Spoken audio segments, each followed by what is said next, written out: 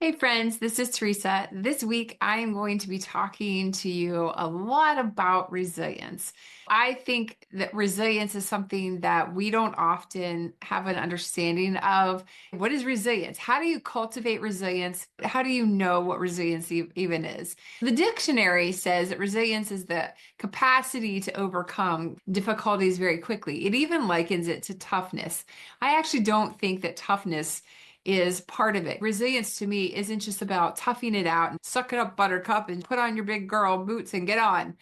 That's not it. Resilience is like this rubber band. Resilience is like a rubber band that's brand new. When I stretch it, it's taut. And when I let it go, it goes back to its original state. But if I kept tugging on this rubber band over and over and over time, it would lose its stretch. It would lose its springiness.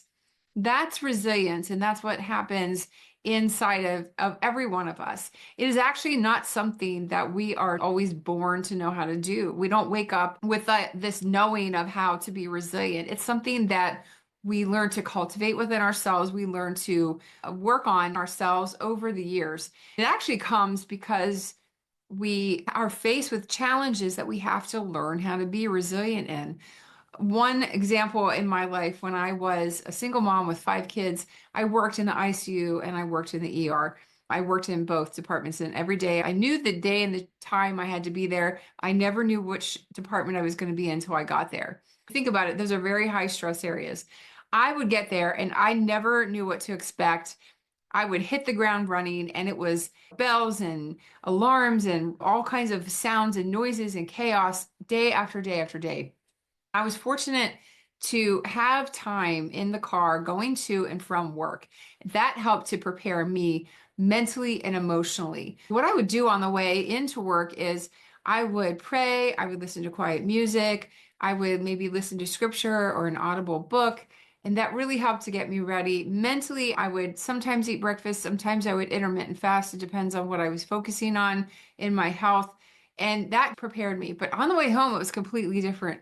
On the way home, I sat in silence for a half an hour because I'm an introvert. And so that fed my soul. I can give and give, and I've learned how over the years to interact with people. But introverts really need their solitude, they need their silence. I would take the time on my way home to be quiet, really not think about anything. I just clear my mind, just take the chaos of the day and set it aside so that I was ready to be present for my kids when I got home. Every day was different. There was chores and homework and supper and things like that. And that really helped me. But resilience can be what you do to feed your body, making sure you have good nutrition and learning what foods make you feel good and what foods make you feel unwell, make you feel brain foggy or painful or tummy ache or whatever. It can be learning what feeds your soul, what relationships build you up, learning where you want to spend time with those and set boundaries and things like that. It can be learning how to mentally prepare yourself, getting rid of limiting beliefs and conflicting beliefs, and learning to stop negative self-talk and gratitude journaling. Of course, we always talk about that. It's really important. It's not just important for people with chronic pain and chronic fatigue. It's important for all of us, but it's especially important for people who have chronic issues because if we are not taking the time to care for ourselves, our resilience, like this rubber band, eventually it'll lose that give and we won't be able to bounce back. We will just wake up and feel completely depleted. It is a skill. It's not something that we just innately learn how to do.